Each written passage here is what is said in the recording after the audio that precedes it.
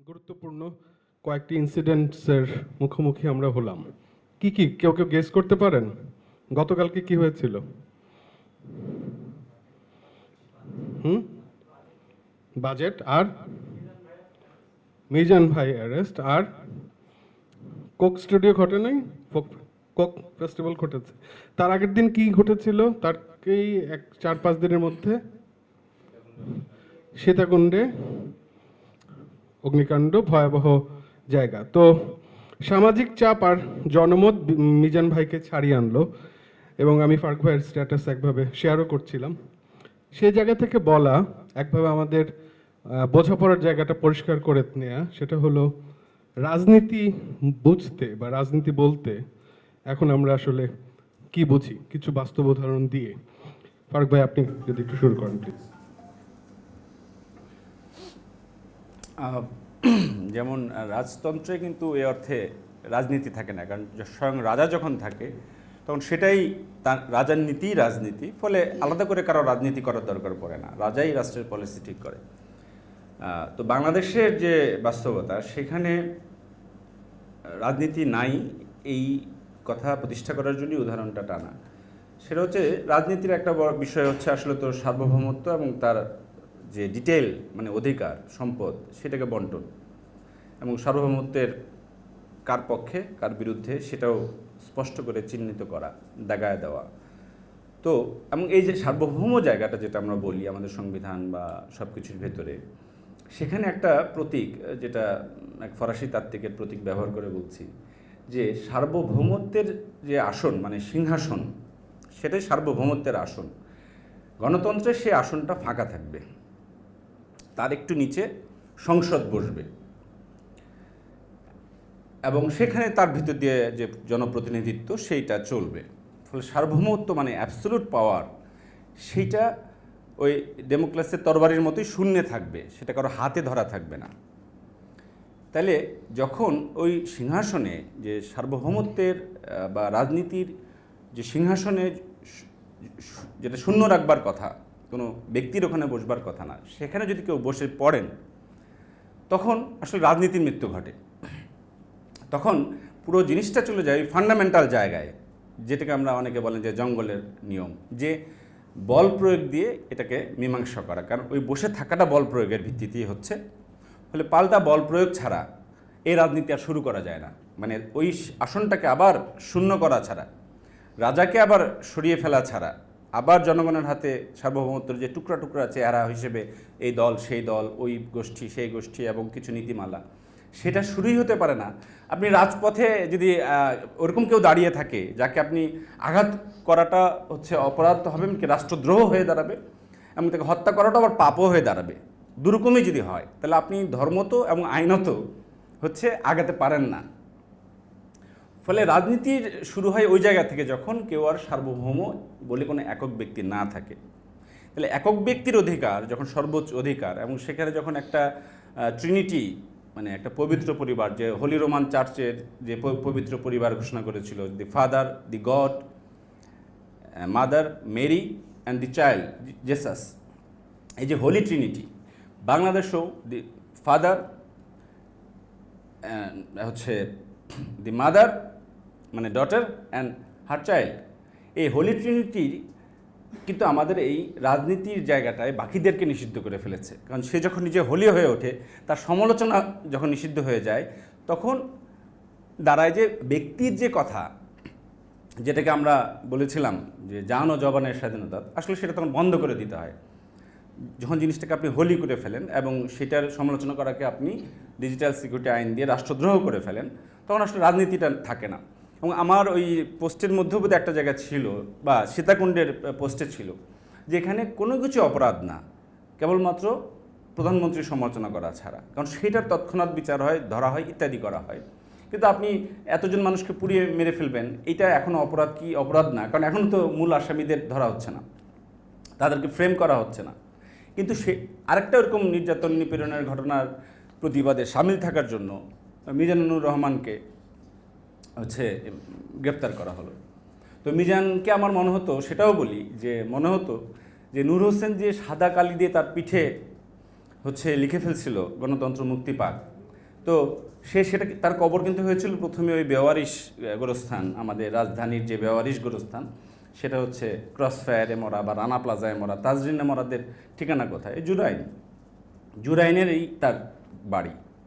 তো আমার মনে হয়েছিল যে নূর হোসেন এভাবে একদিন হয়তো এরকম কবর থেকে উঠে বসলো তার বুকে পিঠে লেখা নিয়ে, এবং সে শহরে ঘুরে বেড়াচ্ছে এবং গণতন্ত্র খুঁজে বেড়াচ্ছে। তখন তাকে একটা হেলমেট বাহিনী তাড়া করলো, তার বুকে গুলিও লাগলো আবার, এবং সে আবার হচ্ছে ফিরে গেল ওই কবরে গিয়ে সে প্রত্যেকটা কবর, অন্যান্য কবর খুঁড়ে তুলে ওই বেওয়ারিশ লাশগুলোকে জাগায় প্রত্যেকের বুকে পিঠে সে লিখে দিচ্ছে যে জীবন মুক্তি পাক। এবং তার পাশে একটা সাদা চুনের বালতি নিয়ে দাঁড়ায় থাকা লোকটা, সে লোকটা হচ্ছে পাগলা মিজান।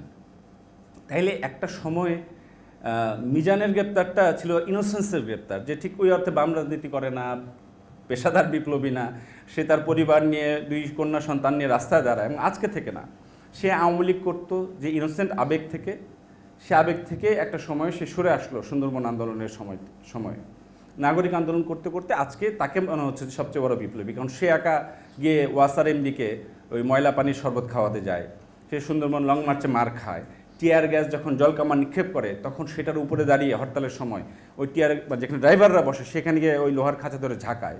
তাহলে এইটা তো ভয় পাওয়া লক্ষণ না, এটা কোনো পেশাদার আচরণও না। ফলে যে ইনোসেন্স, একটা সময়ে প্রতিবাদ বা বিদ্রোহকে যে ইনোসেন্ট হতে হয় সবার আগে, আমাদের অনেক বোঝাপড়া বাম রাজনীতি, ডান রাজনীতির, বিপ্লবী অবিপ্লবী, সাংস্কৃতিক রাজনীতি, ক্ষমতা দখলের রাজনীতি, ভোটের রাজনীতি, সবই তো ব্যর্থ। তাহলে রাজনীতিটা এখন কোথায় এসে থিত হলো? আমার বিশ্বাস যে এটা এখনও থিত হলো সেই জায়গায়, যেটা হচ্ছে ওই মিজান পাগলার জায়গা, যে ইনোসেন্স। এরকম ইনোসেন্স ছাড়া, চরম ইনোসেন্স ছাড়া, চরম একটা দুর্বৃত্তের, চরম একটা ডাকাতের, চরম একটা এভিলের আপনি মোকাবেলা করতে সক্ষম না। এবং এটি আমরা দেখতে পাচ্ছি যে এই ইনোসেন্স না থাকার কারণেই, মানে ইনোসেন্স অর্থে আমি নিষ্পাপের কথা বলিনি, কজের প্রতি ট্রু এবং এটা নিজের জীবন দিয়ে ফিল করা এবং ওই ঝুঁকি নিতে রাজি থাকা।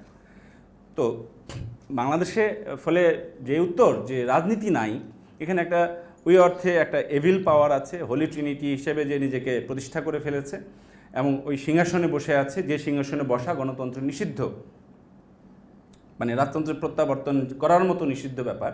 তো ওই ফরাসি তাত্ত্বিক আঁরি লেব্রেফ্রে তারই তত্ত্ব এটা, যে এই গণতন্ত্রের সিংহাসনটা শূন্য থাকবে।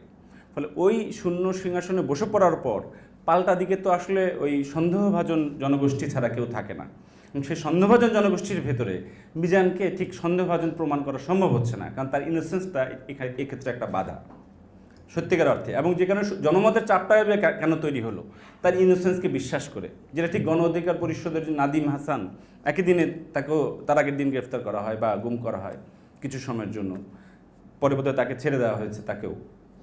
তার বেলায় যে সমর্থনটা আসেনি, মিজানের বেলায় কেন আসছে? আমাদের কারণ ইনোসেন্সের জায়গাটা, এবং ইনোসেন্সটা বোধহয় আমাদের আবার রিগেইন করা দরকার। যেটা ধরেন আপনি শেখ মুজিব যখন জেলে যান, তার ইনোসেন্সে মানুষ বিশ্বাস করেছিল যে তিনি এই দোষী দুষ্ট নন। ভাসানির ডাকে যখন মানুষ সাড়া দেয়, তখন তার এক ধরনের রাজনৈতিক ইনোসেন্সে মানুষের বিশ্বাস ছিল। আমাদের এখন এই আবার ইনোসেন্সটা, রিটার্ন অফ দি ইনোসেন্স, বোধহয় আশিস নন্দীরও এরকম কিছু একটা কথা আছে, যে আপনি কলোনিয়ালিজমকেও ঠেকাতে গেলে আপনার একটা লাগবে। তো আমাদের সেটা দিয়ে আবার আমাদের সেখান থেকে শুরু করার সময় ভাষা তৈরির ব্যাপারটা, ভাষার যে স্তরে আমরা কালচারালি অবস্থান করি নিজেরা জন্মসূত্রে, তার থেকে একটা অন্য স্তরের দিশা দেখানোর ব্যাপারটা, এই ব্যাপারটা আমরা বলবো যে বাংলাদেশে কম। ফলে আমরা যে রাজনৈতিকতা দেখতে পাচ্ছি, সেই রাজনৈতিকতার মধ্যে বন্ধাত্ব অনেক বেশি, কিন্তু আমি বলবো যে এটা রাজনৈতিকতাই বটে। Thank you. ফারুক ভাই প্লিজ। আসলে বুনিয়াদিতে তর্ক নাই, কিন্তু একাডেমিক জায়গার বাইরে এসে কথা বলা শুরু করেছিলাম আমি। সেটা হচ্ছে নিউ লেফটরা এই মাইক্রো পলিটিক্স ফুকোর টার্ম নিয়ে হাতে নিয়ে রাজনীতি করতে করতে এখন একটা ছোট্ট পত্রিকায় পরিণত হয়ে গেছে, হারিয়ে গেছে। প্লিজ বলেন। এবং বামেরা কোনো রাজনৈতিক বিকল্প হিসেবে আর সামনে নাই, কিন্তু কালচারাল ইন্টেলেকচুয়াল ফিল্ডে তারা খুবই তাপসী। তাদের হাতে বিভিন্ন রকম মাইক্রো টার্ম, মাইক্রো পলিটিক্সের নানান রেজিস্ট্যান্স তারা আবিষ্কার করেন, এবং এটা সত্যিই আছে। বাবা মা, স্ত্রী, পুত্র, কন্যা, সন্তান, বন্ধুদের ভেতরে মাইক্রো পলিটিক্স আছে, রেজিস্ট্যান্স আছে। কারণ আমরা রাজনৈতিক জীব, সম্পর্ক অবশ্যই রাজনৈতিক। ফলে সবকিছুই, যেটা আজম এবং শরৎ উভয়ই সঙ্গে একমত যে আমাদের এই সবকিছুই তো রাজনৈতিকই বটে। আমি যে অর্থে রাজনীতিটা আনছি সেটা হচ্ছে যে ক্ষমতা প্রশ্নকে চ্যালেঞ্জ করা। এখন ফেসবুক আমাদের একটা জায়গা দেওয়া হয়েছে, টক শো দেওয়া হয়েছে, আরো অনেকগুলো এরেনা দেওয়া থাকে। এমনকি আপনি দরবারে গিয়েও কিছু ফরিয়াদ করতে পারেন, প্রেস কনফারেন্সে দাঁড়িয়ে মাননীয় পিএম বলে কিছু কথা বলতে পারেন। সবই যে কিছুটা আপনাকে ইয়ার্কি করে উড়িয়ে দেবে, কিছুটা হয়তো উত্তরও দেবে, ব্যাখ্যাও দেবে, এবং আপনার প্রশ্নের উছিলায় থার্ড একজনকে আঘাত করবে। এগুলোর ভিতরে রাজনীতি চলছে, চোরাগোপ্তা রাজনীতি চলছে। এখন এই চোরাগোপ্তা থেকে আমার যেটা বলবার জায়গা, রাজনীতি তখনই এটা বলা যায় যখন রাজনীতির মধ্যে বিগ পি, এটা মাইক্রো পলিটিক্স অর্থ না, সবই পলিটিক্স, সবই পলিটিক্যাল, এটা আমরা একমত। এবং এটা নিয়ে ব্যাখ্যাটা শরতের মানে কল্যাণে আবার দেওয়ার সুযোগ দিলাম। কিন্তু এই যে সার্বভৌম, একক সার্বভৌমত্ব হয়ে ওঠা, একজন বলেছেন যে একটা ফোন কল যত পাওয়ার রাখে, এখানে 1 লাখ লোকের মিছিল তত পাওয়ার রাখে না। ঢাকা শহরে তো গার্মেন্টস শ্রমিকদের কয়েক লাখ লোকের মিছিল গত কয়েকদিন দ্রব্যমূল্যের বিরুদ্ধে হয়েছে, কে জানে খবর? বা এই খবর এর ভিতর দিয়ে আপনি স্বাধীন থাকেন যে মিরপুরবাসী, তার ফেসবুকে কি রিফ্লেকশন আছে? কারণ এটা তার রিয়েলিটি সে মনে করে না, ভাষা আরেকটা রিয়েলিটিতে তাকে নিয়ে যায়। এবং যে কারণে ভাষাকেই রাজনীতি ভেবে বসার মধ্যে একটা বিপদ থাকে। এটা আমি সংক্ষেপে আগের ওই জায়গাটাকে আমি আমার মতো একটু টেনে আমার দিকে আনি। সেটা হচ্ছে ধরেন আমরা যে কোনো জায়গায় যেগুলো পরিস্থিতিতে আমার এই যে জৈবিক আমার অর্গান আছে, আমার ফিলিং আছে, রোগ তাপ ইত্যাদি মিলান ও মিশানো এখন ঘটনা ঘটে আমার ভিতরে, যাকে আমরা বলি হচ্ছে আমাদের এক্সপিরিয়েন্স। এবং এক্সপিরিয়েন্সকে ব্যাখ্যা করতে গিয়ে হয়তো আমরা ভাষা যার যতদূর কুলায় ততদূর বলি। তো কখনোই কোনো ভাষার পক্ষে শিল্প বা আমাদের এই গ্রামারের কি বলে এই পারস্পরিক ভাষা বা শিল্পের ভাষা বা গণিতের ভাষা দিয়েও কখনোই পুরো হিউম্যান এক্সপিরিয়েন্স এবং আরও যে প্রাণী সত্তা ইত্যাদির এক্সপিরিয়েন্সকে কুলানো সম্ভব না, এটাকে ধরা সম্ভব না। আমাদের আংটা অত বিস্তৃত না, আমরা শুধু পাকা আমটা যেটা চোখে পড়লো লাল হয়ে উঠেছে, আমাদের ওই আংটায় ওইটাই ধরা পড়বে। ফলে এক্সপিরিয়েন্স সবসময় এগিয়ে থাকছে, আমার ভাষা তার পিছিয়ে পিছিয়ে ছুটছে। এই ছোটার ক্ষেত্রে আমার আর্টের বিভিন্ন ফর্ম, কবি এবং আরও যত রকম হিউম্যান এক্সপ্রেশন আছে, সে কিন্তু এই যে প্রাতিষ্ঠানিক ভাষা প্রমিত বা অফিসিয়াল ভাষার আশপাশে এসে এইসব গেরিলা ঘোরসোয়ার, এই পদাতিক, এই নেভি, এই এয়ার ইত্যাদি নিয়ে এবং দিয়ে আমরা একটু ধরার চেষ্টা করি। ফলে ভাষা একটু পিছানোই থাকে, কারণ ভাষাকে আগে সংজ্ঞায়িত করতে হয়, ফর্মুলেট করতে হয় ইত্যাদি ইত্যাদি। ফলে এক্সপিরিয়েন্সের মধ্যে যা হচ্ছে তা আমার ভাষায় আসছে না। মিরপুরের মধ্যে যে দ্রব্যমূল্যের বিরুদ্ধে শ্রমিকরা যে আন্দোলন, এটা আমরা এক্সপিরিয়েন্স করেছি, কিন্তু ভাষায় এটা আমি আনতে পারছি না, কারণ এইটা অ্যালাউড না। যে ভাষায় আনবো আমি বড় বলতে পারি আহা আহা উহু ইহি আহা, সেটা তো আমরা সীতাকুণ্ড বা সেটা রানা প্লাজানেও বলেছি, এবং সেখানে মানুষ ছুটে গেছে। এই ছুটে যাওয়াটা রাষ্ট্রের ব্যর্থতা বলবো না, এটা সবসময় রাষ্ট্রের ব্যর্থতা না, এটা সমাজের শক্তি, কারণ এখানে এখনও সমাজ জীবিত এবং এজমালি ব্যাপারটা এখনও সক্রিয়। সে কারণে কিন্তু এর মধ্যে দিয়ে অপারগতাটা প্রকাশ পেয়ে যায় যে আমি সত্যিকার লোককে ফ্রেম করতে পারছি না যে এ আসামি, এ দায়ী, এর বিচার হতে হবে। যেইভাবে যত সুন্দরভাবে আমরা যুদ্ধাপরাধীদেরকে নাম ধরে ধরে ফ্রেম করতে পারি, সেইভাবে এখনকার অন্যান্য মানবতার বিরুদ্ধে অন্যান্য অপরাধীদের আমরা ফ্রেম করতে পারি না, কারণ এই ভাষা, এই ফেসবুক, এই ফর্ম এবং এই পরিবেশ আমাকে সেটা অ্যালাউ করছে না। এবং এত বছরের মধ্যে একটা স্লোগান কিন্তু উঠতে দেখা যায় নাই, এই যে চাকরি থাকবে না, এই যে একটু সাবভার্সিভ কায়দায়, একটু বাঁকা কায়দায়, একটু গোপন থেকে এই কায়দাটা নিতে পারছি, কিন্তু প্রকাশ্যে নাম দিতে পারছি না। এখন ওই সাইক্লপসের যে ইয়ার মধ্যে ইউলিসিসরা যখন ওই দ্বীপে এসে পৌঁছালো, তো ওই গুহায় আশ্রয় নিল, তো তারা রাতে তো ঘুমালো, সকালবেলা উঠে দেখে যে ওর সামনে একটা বিরাট দৈত্য বসে আছে, এবং এই দৈত্য পার না হয়ে তাদের ওই গুহা থেকে বেরোনো সম্ভব না। এটা তো লিলিপুটের মতো, আর সে বিরাট দৈত্য, এবং সেই দৈত্যের আবার চোখ একটা। এখন আর কীভাবে বেরোবে? তো ওরা পরে ইউলিসিস এবং তার গ্রুপ বুদ্ধি করলো, তার একটা খোঁচা দিল, খোঁচা দিয়ে তাকালো, তাকে বলে তোমরা কে? সে বলছে যে আমরা কেউ না। বলে ওই যে তাকালো, তো ওই সুযোগে তার আরেকটা চোখ অন্ধ করে দিল, তার চোখ তো একটাই। ফলে এরা সব দৌড়ে এই ফাঁকে পালালো। এখন যখন তারা ওই সাইক্লপসের দলবল চলে আসলো, মানে তার প্রজাতির দৈত্যরা চলে আসলো, তারা জিজ্ঞাসা করছে কে করলো তোমাকে এটা? সবাই সাইক্লপসের উত্তর কেউ না। ফলে যখন আমি নাম দিতে পারছি না, তখন আমি রাজনীতি করতে পারছি না। ফলে আমরা 2013-তে, 2008-এ, 2007-এ, 2006-এ কী হারিয়েছি, এটা আমি লিখেছিলাম বারবার, ওই সময় ফেসবুকে লিখতাম যে আমরা কী হারিয়েছি তার যখন আমরা নাম দিতে পারি না, কিন্তু আমাদের বুকে কষ্ট বাজে, তার নাম হচ্ছে অবসাদ। যে ফ্রয়েডের ওই যে মেলাঙ্কলিয়ান মর্নিংয়ের ওই সূত্র ধরে উনি বলছেন যে যাকে আমরা এমন একটা লস, যে লসের সংজ্ঞা আমার স্পষ্ট না, কিন্তু আমার বুক খাঁ করে। আর যখন আমি শোক করতে পারি, মানে 40 দিন করে ফেললাম, জানাজা করে ফেললাম, কবর দিয়ে চলে আসলাম জিনিসটাকে, বা তখন আমি আসলে জীবনে ফিরে আসি এবং একটা জীবনের সঙ্গে বন্দোবস্ত করে ফেলি, নতুনভাবে হাঁটি। হ্যাঁ, ফলে আমরা আমাদের এই যে রাজনীতির কথা আমি বললাম, যে এখানে রাজনীতি আমরা যা হারিয়ে ফেলেছি, তা 1 নম্বর সার্বভৌমত্ব, 2 নম্বর পলিটি, রাজনৈতিক সমাজ, সেটা সব মিলিয়ে একটা রাজনৈতিক সমাজ, যেটা হয়তো পল্টনে জড়ো হতো বা কখনো কখনো শাহবাগে জড়ো হতো, সংসদ ভবনে জড়ো হতো, এবং সংসদে তার একটা দেখা যেত, মিডিয়ার পাতায় গণমাধ্যমে তার একটা এই ভাগগুলোও দেখা যেত, এতগুলো ভাগ আছে, কিন্তু রাজনীতি চলছে, আমাদের ফর্মে নোংরা রাজনীতি চলছে, কিন্তু ওইটা রাজনীতিই ছিল। সেইটা যখন নাই, তখন আসলে রাজনৈতিক সমাজ নাই, রাজনৈতিক সমাজ নাই বলে মানে গণতন্ত্র নাই বলে সার্বভৌমত্ব নাই বলে রাজতন্ত্র চেপে বসে।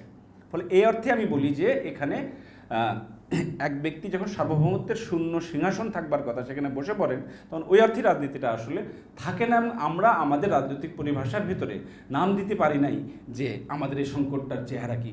আমি যে স্লোগানটা ওই মোশতাকের হত্যার পরে দিলাম, যে জান ও জবানের স্বাধীনতা চাই, তা নিয়ে বিরাট বিতর্ক হলো। কেন আমরা ব্যক্তি স্বাধীনতা এবং বাক স্বাধীনতা এগুলো বলছি না, জীবনের অধিকার, জীবনের নিরাপত্তা এগুলো বলছি না। মোহাম্মদ আজম সেটা নিয়ে প্রথম আলোতে একটা কলাম লিখেও ডিফেন্ডই করেছেন জান ও জবান এই শব্দ পরিভাষাকে। তো প্রথম কথা হচ্ছে যে আমরা কেমন করে এমন বেকুব হলাম যে আমাদের 52 ঘটনার প্রধান কীর্তির নাম হচ্ছে শহীদ মিনার। হ্যাঁ, আমরা হচ্ছে আর স্মৃতিসৌধ বানালাম সাভারে, শহর থেকে দূরে, যেখানে রাষ্ট্রীয় ব্যাপার, আর শহীদ মিনারটা হচ্ছে নিজস্ব। এবং এই শহীদ মিনারের নামেই দুনিয়ার সবচেয়ে বড় সেকুলার স্থাপনা বা স্থাপত্য বা ভাস্কর্য, কারণ ওটা ওই অর্থে তো সেকুলার, ওটা তো ধর্মীয় জিনিস না। যতই মানে ধর্মীয় জায়গা থেকে অভিযোগ করা হোক, এবং কিছু লোক আবার সেটা প্রমাণও করে, এই যে জুতা পায়ে উঠলি বা রবীন্দ্রনাথকে যেটা বলতাম যে পূবের রবি পশ্চিমের ঠাকুর, এখন 33 কোটি দেবতার দেশে তো 33 কোটিতে থেমে থাকবে না, তারপরেও একজন রামমোহন দেবতা হবেন, একজন ঈশ্বরচন্দ্র দেবতা হবেন, একজন বিদ্যাসাগর দেবতা হবেন, বা একজন জাতির জনক দেবতা হয়ে উঠবেন। কারণ এটা হচ্ছে ওই প্যাটার্নটা, দেবতা তৈরি করার প্যাটার্ন, ভক্তির প্যাটার্ন। এটারও একটা ঈশ্বরের গণতন্ত্র হচ্ছে, মানে এক ঈশ্বর না, বহু ঈশ্বর, বহু দেবতা, উন্নত মানুষ, সেরা মানুষ, ভালো মানুষই দেবতা, যেখানে পতিও দেবতা, স্বামীও দেবতা। তো সেইখানে দেবতা নির্মাণের প্রক্রিয়াটা একটা। তার বিপরীতে ভক্তিবাদের বিরুদ্ধে যে আরেকটা সংগ্রাম পূর্ব বাংলার মানুষরা করেছে, এই ভক্তিগুলোকে উচ্ছেদ করেছে, মহাত্মা উপাধিকে উচ্ছেদ করেছে। শেখ মুজিব তার ঘরের মানুষ, কাছের মানুষ, তার সম্পর্কে প্রধান উক্তিটা ছিল এরকম, তার আত্মজীবনীর ভেতরেও আছে, যে সালভাদর আলান্দের সম্পর্কেও সেটা বলা হতো, যে উনি এখানেও এসেছিলেন, উনি আমার এই ঘরেও এসেছিলেন। তারপরে কে যেন আলতাফ ভাই বললেন যে কি যেন, ওই মুজিব রে বাইয়া যাও রে, এই যে একটা গান দিয়ে মুজিব ঘরে ঘরে চলে গেল, এটা তো ভক্তির না, এই মুজিব কাছের, কিন্তু সেটাকে আবার দেবতা নির্মাণ হচ্ছে। এখন এই দেবতা নির্মাণ প্রক্রিয়া এবং তার সঙ্গে হোলি ট্রিনিটির প্রক্রিয়া সম্পর্ক আছে, কিন্তু যে কারণে আমার এটা বলা, যে আমাদের ভাষার ভিতরে জান জবান, আপনি যখন অধিকার বলেন, এটা আপনি কলোনিয়াল লিগাসি দিয়ে এনজিওর মাধ্যমে আসছেন, আপনি পলিটিক্যাল মডার্নিটির শব্দগুলো এগুলো জনগোষ্ঠীর ভেতরে ঢোকেনি। অথচ নির্বাচন এই জিনিসটা, আমাদের ভোট জিনিসটা ব্রিটেনে যখন নারীদের সার্বজনীন ভোটাধিকার আসেনি, তখন এই কলোনিয়াল ভারতে সেটা এসেছিল। কারণ এই পরিমাণে নারীরা রাজনীতিতে তখন ঢুকে পড়ছে, সেটা গান্ধীর কল্যাণে হোক, কমিউনিস্টদের কল্যাণে হোক, তেভাগার কল্যাণে হোক। ফলে নারীরা ভোটাধিকার পাচ্ছে, যে নারীরা বিপ্লবে যেও না, ভোটে আসো, ওই কৌশলে। তাহলে এখানে ওই সে বিখ্যাত রাজা কি বলে গোপাল নির্বাচন, সেটাও তো সামন্ত অধিপতিরা তাদের ভিতরে একজনকে নির্বাচন করেছিল। নির্বাচন এখানে উৎসব, এবং এটা নানান কারণেই এখানে ব্যক্তিগত ছোট কারণ এখানে ছোট জমির দেশ, এক একজনের একটা করে যতটুকু জমি ততটুকু তার রাজা, সে ততটুকু সে ইগো তার। ফলে ওই ইগোটা ইলেকশনের মাঠে কম্পিটিশন হয়, ভোটে জয় পরাজয় হয়, শোধ নেয়। এটা অর্গানিক্যালি এখানকার কৃষির জমি বন্টনের মতো করে এটা আছে, এখানে ব্যক্তির অধিকার এবং নাগরিকত্বের ধারণা ওইভাবে আসছে। ফলে এখানে তো আমি অধিকার শব্দ দিয়ে, এখানে অন্য কিছু দিয়ে এটা আসবে না, এখানে জান জবান দিয়ে আসবে। জবান দিলাম, হ্যাঁ, জান কেড়ে নেওয়া হলো কারো, এই জান কেড়ে নেওয়ার তো মানুষ ক্ষমা করে না। এই জান কেড়ে নেওয়ার মানে এতই ক্ষমাহীন একটা অপরাধ যে মানুষ এই লোককে কখনো ছাড় দেয় না। কিন্তু কিন্তু তার প্রাণ হরণ করা হলো।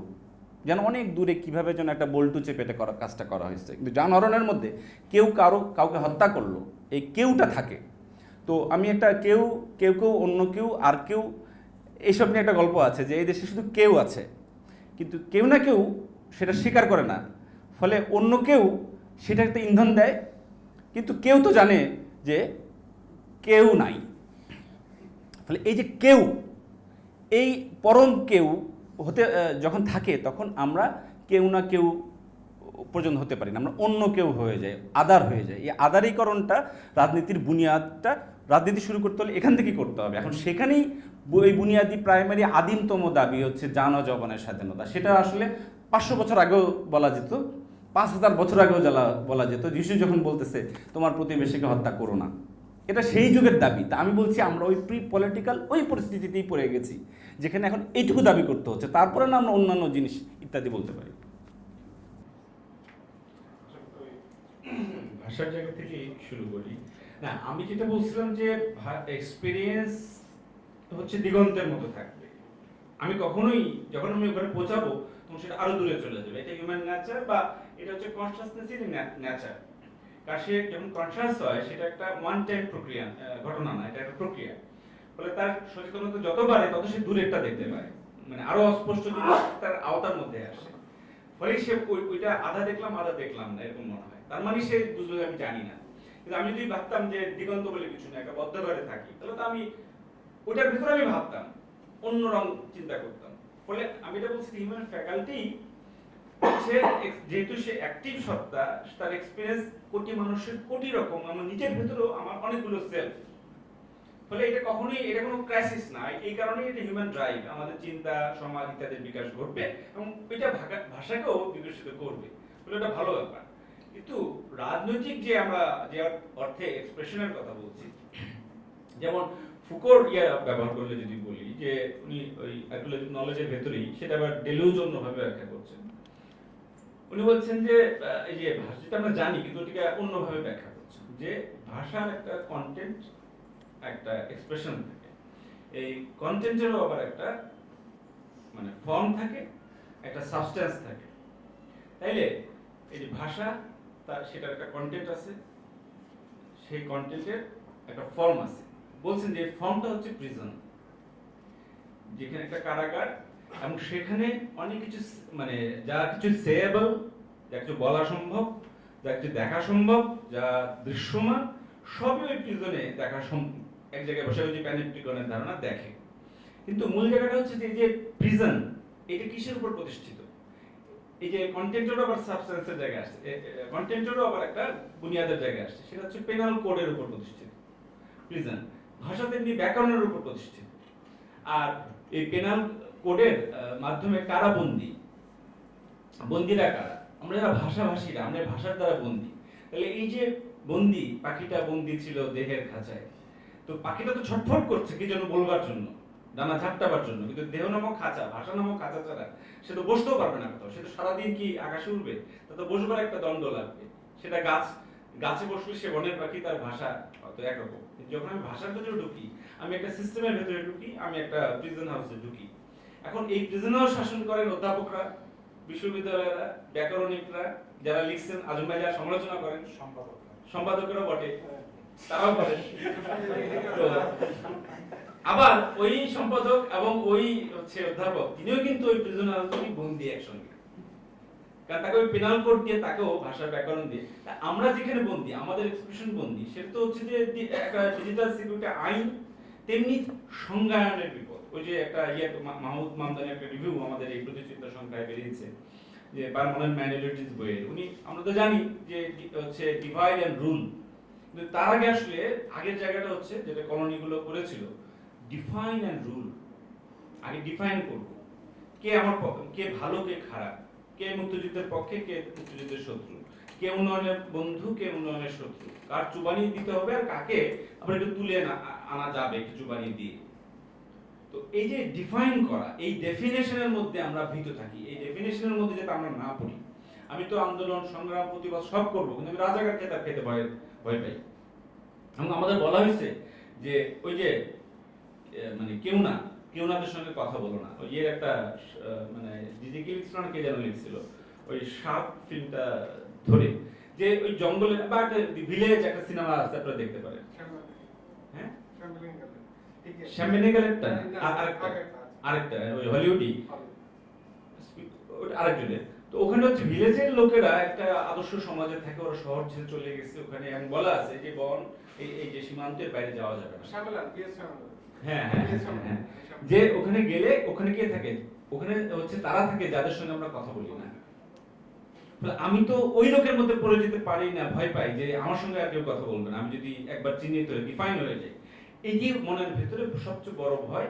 এবং এটা তো আরেকটা জায়গায় ঘটে, সেটা হচ্ছে যখন পুরো জিনিসটাকে এথিক্যাল এবং কালচারাল বানিয়ে ফেলা হয়।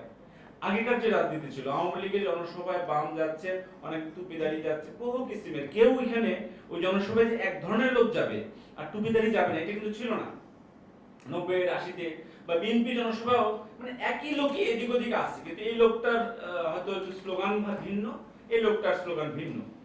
এরপরে জিনিসটাকে একটা হচ্ছে মানে কি বলে, একটা তরিকা বানানো হলো, একটা ট্রাইব বানানো হলো, অ্যানাদার ট্রাইব। এবং ওই যে বাংলা সিনেমার আঙ্গু কাবিলা আর মাঙ্গু কাবিলা, এবং ওই সিনেমার মধ্যে দেখা যায় যে আঙ্গু কাবিলা মাঙ্গু কাবিলা তারা তাদের শত্রুকে ধরে আগুনের মধ্যে ঝুলায় তার মাংস খাবে। ও তারা বাঘ ধরছে, সে বাঘের মাংস খাবে, আগুনের মধ্যে ঝোলানো হচ্ছে, পিছনে দেখা যাচ্ছে যে বাস যাচ্ছে। তো আমরা খুবই প্রতীকী, আমাদের যুদ্ধ হচ্ছে চলছে একটা আঙ্গু কাবিলা বনাম মাঙ্গু কাবিলার যুদ্ধ, কিন্তু পেছনে কিন্তু ঠিকই 21 শতকের 2000 শতকের বাস যাচ্ছে বা মেট্রো রেল যাচ্ছে। এই যে বিশ্বদৃশ্য একটা ট্রাইবের জায়গায় নিয়ে আসা, এইটাই হচ্ছে আমাদের কম্পাউন্ড, যেটাকে বলে একটা দীর্ঘদিনের অপশাসন, স্বৈরশাসন বা ব্যক্তির স্বাধীনতাহীনতা, সেটা মানুষকে বিভিন্ন ট্রাইবে বা সেক্টরিয়ান জায়গায় ভাগ করে। এবং নিজের ভেতরেও আপনারা যখন কথা বলতে চান, আপনার প্রথম বাধা কিন্তু পুলিশ বা রাষ্ট্র না, আপনার বন্ধু। এইটা বললে কিন্তু বিপদ হবে, তো তুই বলিস না, তোর জন্য আমাদের সমস্যা হবে। এই জায়গায় নিয়ে আসা সার্ভেলেন্সটা। এবং যে কোনো আড্ডার মধ্যে আমি খেয়াল করি কেউ আর নিজের বর্গের লোকের বাইরে আড্ডা দেয় না, আমি দিই না, যে এই কথাটা আমি যাই বলবো মন খুলে এই কথাটা কোথাও চলে যাবে। সন্দেহ, ফলে সন্দেহটা পরস্পরকে নিয়ে সন্দেহ, মানে এখানে কিন্তু আমি আপনাকে সন্দেহ করি, সত্যি করি, যে আমার এই কোনো কথা কেউ রেকর্ড করবে না তো, ও আসলে কার লোক শেষ পর্যন্ত। এটা কিন্তু ওই যে বলে শাসক শ্রেণী কি করে, তারাও এই রাজনীতিটাই করে, একই রাজনীতি করে, তাদের রাজনীতি প্যাটার্নই আমিও করি। এইটা যখন হয় তখন মানুষ অবরুদ্ধ হয়ে যায় এবং সে কথা বলে না। তাহলে ভাষা আসবে কিভাবে? এই আমার কাছে মনে হয় মূল প্রবলেমটা এই ইনার্শিয়া এবং এক ধরনের চূড়ান্ত অবদমন, যেটা রাজনৈতিক জায়গা থেকে শুরু করে মনস্তাত্ত্বিক এবং অনেক সম্পর্কের জায়গায় চলে আসছে। এবং ওই ছবি ধরেও যদি বলি একটা প্রতীক, মানে যেমন আমাদের কোনো ভাষা আমরা লিখছি, আমরা বলে যাচ্ছি, এটা বলা হচ্ছে কম কথা তা তো না। 70, 80, 90 দশকে কয়টা কলাম বেরোতো, এখন আরো জ্বালামি কলাম নিশ্চয়ই বেরোয় আমি মনে করি, স্ট্যাটাসেও আছে। কিন্তু আপনি বলবেন, কিন্তু আপনার কথাটা আরেকজন শুনবে না। তাকে বলা আছে কানে মোহর মারা, দিলে মোহর মারা, অথবা বলা আছে এই কথাটা তুমি বলতে পারবো, আমি শুনবো না, রাষ্ট্র শুনবে না, আপনি লক্ষ কোটি লোক ধরে বলছেন শুনবে না, তাহলে আপনার কথার দাম থাকবে না, আপনি একসময় হতাশ হয়ে যাবেন। তো যেখানে আমরা কথা বলি আমরা কিন্তু সেই কথাটা প্রতীক হয়ে ওঠে না। যেমন একটা ছোট্ট উদাহরণ দিয়ে আমি শেষ করি। এই ছবিটা দেখছিলাম, এই ছবিটা ঠিক যে মোম জ্বালানো শাহবাগ সেইটার ছবিও না, কিন্তু এটার ছবি একটা অন্য কিছু হয়তো বলে, এটা জানি না এটার মানে কি, আমার কাছে একরকম। প্রত্যেকটা আলাদা আলাদা মানুষ, তারা প্রত্যেকে হয়তো নিজেদের একটা বাতি নিয়ে চলছে। আমার একটা কবিতাও ছিল, যে সেখানে একজন মারা গেছে, পরবারে যাচ্ছে, ওই ঘাটে একটা লণ্ঠন দুলছে, তো মনে হয় না যে এই লণ্ঠন একটু আগায় রাখা, অন্ধকারে যাতে কেউ খুঁজে পায়। আবার ঠিক আমার আরেকটা ছবির কথা মনে পড়ে, যে এই 5-7 বছরের মধ্যেকার ঘটনা। ওই সময় এই সুনামগঞ্জ বা এরকম কোন একদিকে সীমান্ত পেরিয়ে নানা রকম ডাকাতরা আসতো, তাদের ফসল কেটে নিয়ে যেত বা গরু ছাগল ধরে নিয়ে যেত। তখন ওই এলাকার লোকেরা হচ্ছে তারা নিজেরা প্রতি রাতে পদ্ধতি বের করলো, তারা টর্চ নিয়ে রাত্রে তাদের ক্ষেত পাহাড়ে, প্রত্যেকটা ক্ষেতের সামনে একটা করে টর্চ নিয়ে একাধিক, সে রাত্রেবেলা হয়তো অর্ধেক রাত পর্যন্ত বুড়া বাপটা, তারপরে ছেলেটা পালা করে। এখন এই টর্চটা আর ওই আলোটা দুটো আলাদা, কিন্তু ওই টর্চটা কিন্তু সীমান্ত প্রতিরক্ষা, এবং সেই ওই টর্চটা এই কথাও বলে যে সীমান্তে বলে আমাদের কিছু নাই, এখানে যে কেউ ঢুকে পড়তে পারে, কিন্তু আমি যেতে পারি না। যেটা আবার এক্সট্রাকশন ফিল্মের ভেতরেও আসছে, যে ওরা ঢুকতে পারে, এখানে লোক ধরেও নিয়ে যেতে পারে, এসে 2 নম্বরেও করতে পারে, আমার ভেতরেও খারাপ লোক, সেটাকেও তারা বিচার করে দেবে, বাঁচায় দেবে আমাদের শিশুকে। এই যে কিন্তু ওই ছবিটা মোমবাতি সিগনিফাই করে সামথিং, ওই যে শ্বশুরের যে সিগনিফাই আর সিগনিফায়ার, কারণ কোনো কিছু যদি সিগনিফায়ার অবশ্যই সিগনিফাই হইতে হবে। যদি কেউ সিগনিফাই না করে, মানে আমি কোনো কিছুর প্রতীক না হয়ে উঠি, শহীদ মিনার যদি একটা কিছুর প্রতীক না হয়ে উঠতে পারতো, তাহলে ওটা একটা সামান্য স্থাপনা মাত্র। এখন ওর ভিতরে কেউ ধর্মীয় প্রতীক আরোপ করতে পারে, কেউ তার ভালোবাসার ঐতিহাসিক স্মৃতির প্রতীকও ভাবতে পারে, এই ভাবনার স্বাধীনতা আছে, দুটোই সত্য ধরেন। কিন্তু ওই টর্চের ঘটনাটা কিন্তু সীমান্তের প্রতীক হয়ে ওঠেনি, ওটা একটা রেজিস্ট্যান্স। আমাদের রেজিস্ট্যান্স আছে, রেজিস্ট্যান্সটা প্রতীক হয়ে ওঠে না কেন? সেটা কি শুধু ইয়ের জন্য যে দমন নিপীড়ন আছে, নাকি যেটা একটা নতুন বই যে এক ভদ্রলোক লিখেছেন, দ্য অটোক্রেটিক মিডল ক্লাস, যে কিভাবে স্টেট ডিপেন্ডেন্সি মধ্যবিত্তকে তার রাজনৈতিক এবং অন্যান্য সক্রিয় ভূমিকা শেষ করে ফেলে, এবং কিভাবে উন্নয়নের মধ্য দিয়ে মধ্যবিত্ত বিস্তৃত হলে, যে মধ্যমায়ের দেশ হলে মধ্যবিত্ত বড় হবে, ফলে নাগরিক অধিকার আন্দোলন হবে, এবং পর্তুগালের মতো জায়গায় গেলে গেলে আমরা পর্তুগালের মতো গণতান্ত্রিক রাজনীতি পাবো। ইউরোপের তৃতীয় দুনিয়া হচ্ছে পর্তুগাল। তা আমরা যদি প্রাইভেটের মধ্যে সরকারি ডাটায় পৌঁছে গেছি, কিন্তু আমাদের রাজনীতি তো ওখানে যাচ্ছে না। ফলে তত্ত্বটা ভুল যে অর্থনৈতিক ডেভেলপমেন্ট হলে রাজনীতিতে আসে। ওরা বলছেন যে অর্থনৈতিক ডেভেলপমেন্ট আজকে দুনিয়া দেখা যাচ্ছে একটা মাত্রায় মধ্যবিত্তকে তৈরি করছে বটে, কিন্তু সেই মধ্যবিত্ত এই ধরনের স্বৈর শাসনের বাহন হচ্ছে, ভিত্তি হচ্ছে, সে আত্মকেন্দ্রিক হয়ে পড়ছে, সে নিজের ফায়দাটা নিচ্ছে। আজকে প্রথম আলোর যে একটা কার্টুন আছে, যে উচ্চবিত্ত একটা বড় জাহাজে বেরি টানতে টানতে চলে যাচ্ছে, মানে বেগমপাড়ায় যাচ্ছে, আর আরেকদল একটা ডিঙি নৌকায় গিয়া লিবিয়াতে ডুবে মরবে বলে তারা ওই ডিঙি নৌকায় দেশ ছাড়ছে। গরিব মধ্যবিত্ত তার 3-4টা বোঝা, দ্রব্য মূল্য, বেকারত্ব ইত্যাদি নিয়ে ঘাটে দাঁড়ায় ভাবছে সে কোন দিকে যাবে, তাতে বেগমপাড়া নাই। তো এই মধ্যবিত্ত নিজেই আজকে এই পরিস্থিতির জন্য দায়ী কিনা, যেখানে আমি শেষ করতে চাই, তার যে শিল্প, তার যে ভাষা, তার যে আর্ট, তার এভরিথিং, তাকে মানে রাজনৈতিকভাবে মানে কি বলে এটাকে, যে ইম্পর্টেন্ট ওই অর্থে আমি কোট আনকোট ব্যবহার করলাম, দেউলিয়া বানিয়ে ফেলছে কিনা, সম্ভাবনাহীন বানিয়ে ফেলছে কিনা। হ্যাঁ, এই মধ্যবিত্ত নিজেই, এবং এটা আমার একটা থিওরিও আছে যে পুরোনো মধ্যবিত্তের জামানা শেষ, উঠতি মধ্যবিত্ত আসছে, সেই ওই ফজল আলী আসছে সেই সিন্ধুর গল্পের মতো। এই ফজল আলীরা তো হচ্ছে কোটা সংস্কারে দেখা গেছে, নোভ্যাটে দেখা গেছে, সড়ক নিরাপত্তা আন্দোলন দেখা গেছে, কিন্তু তারাও যেই জায়গায় গিয়ে ফ্যাকড়া হচ্ছে, দেখেন আমাদের এখানে আমরা শাহবাগ থেকে সারের কবিরা এক ধরনের চেতনা শেখাইছি, আমরা শেখাইছি, আমিও শেখাইছি। তারপর ধরেন ফরাদ মজার, উনি আরেক ধরনের মানে চেতনার কথা বা কালচারাল পলিটিক্সের কথা বলছেন। যখন সড়ক আন্দোলন হয় বা নোভ্যাট হয় বা এই যে কোটা সংস্কার আন্দোলন হয়, এই কোনো ভাষার প্রভাব কিন্তু আমরা ওখানে দেখতে পাই নাই, ওদের স্লোগানে দেখতে পাই নাই। ওয়াই? তাহলে কি এটা হাইপোথিসিস, এটা থিসিস না। সেটা হচ্ছে যে আমাদের যে কালচারাল পলিটিক্স, সেটা আসলে পলিটিক্স ইটসেলফ অ্যাজ সাচ, যেখানে ব্যক্তির জনজীবনের স্বাধীনতা দরকার, সেই প্রশ্নটাকে বাইপাস করে আইডেন্টিটি প্রশ্নকে মানে, এবং দুইটা যে হিস্টোরিক্যাল ব্লক গ্রামসির ভাষায়, যে একটা 47 ব্লক, একটা 71 ব্লক, তাদের একটা কৃত্রিম গৃহযুদ্ধ, তারা একই গোষ্ঠীরই লোক আসলে। 47 ব্লক মনে করে 47-এর আগের যে জমিদার বিরোধী সংগ্রাম, তার ফলে আমরা মুক্তি পেয়েছিলাম 47-এ, এবং 47-এর এই মুক্তি ছাড়া 71-এর মুক্তি আসতো না। তাদের একটা বেসিক বা মূল ধারাটা বলে। আশপাশে তো জামাত আছে যারা মনে করে 71-এ আমরা ভুল করছি, রাজা মানে নিজেদের জাস্টিফাই করে, যে কারণে তারা বাতিল হয়ে যায়। আবার 71 মনে করে যে আমরা, হ্যাঁ 47টা ভুল ছিল, 71 আমরা সেই ভুলের সংশোধন। এই ভুলের সংশোধন মানে কি, আমরা দেশভাগ খণ্ডন করে আমরা আবার ভারতে চলে যাব। এবং এই কথা কিন্তু মন্ত্রী এবং তাদের সাংস্কৃতিক প্রতিনিধিদের মধ্যে আছে, এবং না থাকলেও তারা লোকলজ্জার ভয়ে বলে না, কিন্তু মনের ভেতরে আছে। ওই মিডল ক্লাসের ওই আপার অংশটা, ওই সুশীল অংশটা, ওই সুন্দর অংশটা, তারা মনে করে আসলে আমাদের আলাদা থাকা উচিত না। তার মাধ্যমে তারা আসলে মুক্তিযুদ্ধকেই নালিফাই করে, খণ্ডন করে ফেলে। তাহলে মুক্তিযুদ্ধ করলাম কেন? স্বাধীন সার্বভৌমত্ব একটা রাষ্ট্রের জন্য না, আমরা মুক্তিযুদ্ধ করলাম আসলে ভারতে যাওয়ার জন্য। তার মানে স্বাধীনতা আমাদের উদ্দেশ্য ছিল না। তাহলে মুক্তিযুদ্ধ থাকে না। ফলে মুক্তিযুদ্ধওয়ালারা ওই জায়গাটাই, ফলে দুইটা ধারা, কিন্তু আমাদের এই দুইটা ধারাই এই দুই রকম তর্কের মধ্যে দিয়ে আমাদের প্রতিদিনকার যে রুটি রুজি সংগ্রাম বা অধিকারের সংগ্রাম, এটা আমার মনে হয় কালচারাল পলিটিক্স এইখানে একটা কুয়াশা তৈরি করছে। যদিও 52-তে কালচারাল পলিটিক্স না হলে 71 আসতো না, তাহলে আমাদের বর্তমান কালচারাল পলিটিক্স কি নতুন রাজনীতি তৈরি করতে পারছে বা পারবে? এটাই আমার প্রশ্ন।